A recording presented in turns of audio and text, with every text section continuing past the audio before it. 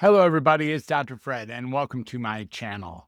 So, today I'm going to take on a topic that's pretty important and one that we maybe have thought of before, but never probably thought about it in depth.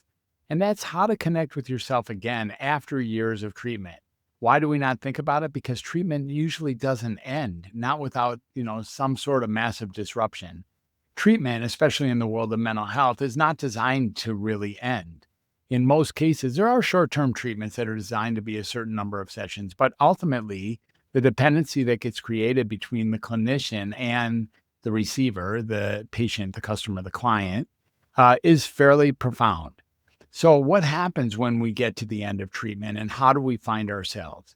So, treatment is not designed to cure. It's not designed to heal. It's generally designed to contain. And that's what creates the ongoing dependency in a perpetual way. What I'm saying, and I'm not saying this about all treatments, and it's maybe not true about your treatment or the treatment that you provide if you're a clinician.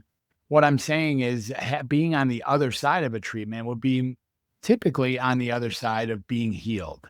So when we are able to relinquish our treatment because in fact maybe there was nothing wrong with us, but we deserve to have an effort of somebody who could hear us, who could listen to us, who could be with us, who could resonate and connect with us. And we actually can find that from anyone, by the way. As it turns out, we didn't learn any better how to do that in school. Maybe we had a little bit more experience in the field than the average person, but it is in school that teaches us how to connect. And that's where the real healing is. So, how do we find ourselves after years of treatment? How do we actually connect again with ourselves in that capacity?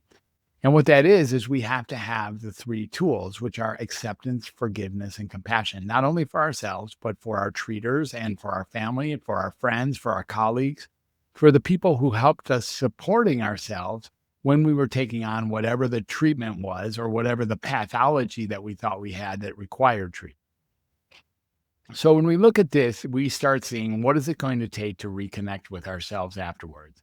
So we're going to have to actually look at the whole thing, be honest with ourselves about what occurred and what didn't occur, and be honest with ourselves what we believed and what we didn't believe, and take on the possibility that we were never really broken in the first place. And what if we were never really broken in the first place? What if, in fact, we were never really defective or deficient? We only had an experience of a deep unpleasantness in the form of whatever we had then called a psychiatric symptom, when in fact it's really just one of the many experiences that come with this wild life that we have that is based on the human condition.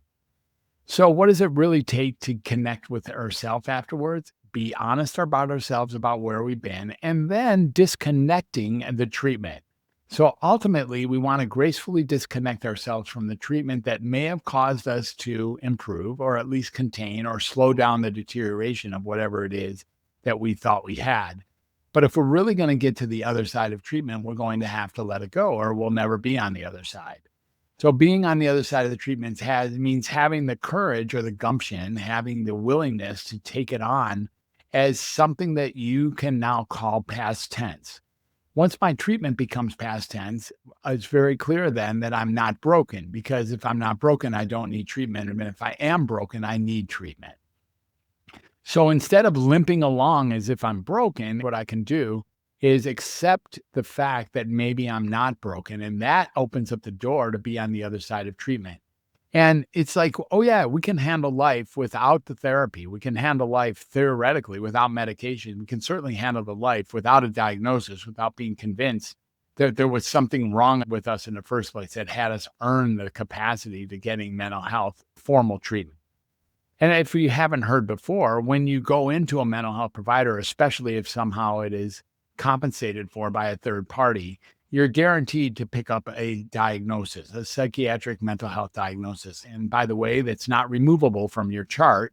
And so it sticks with you like gum on your shoe or a bad set of luggage.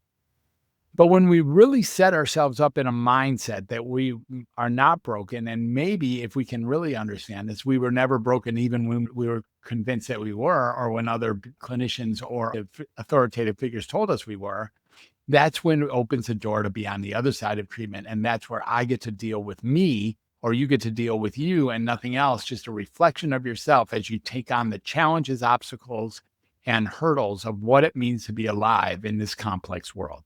Thank you for listening. I appreciate you. Feel free to subscribe to my channel. and we'll catch you on the big side. Don't forget to come to Undoctor Reset. That's where this all gets dealt with. Bye for now.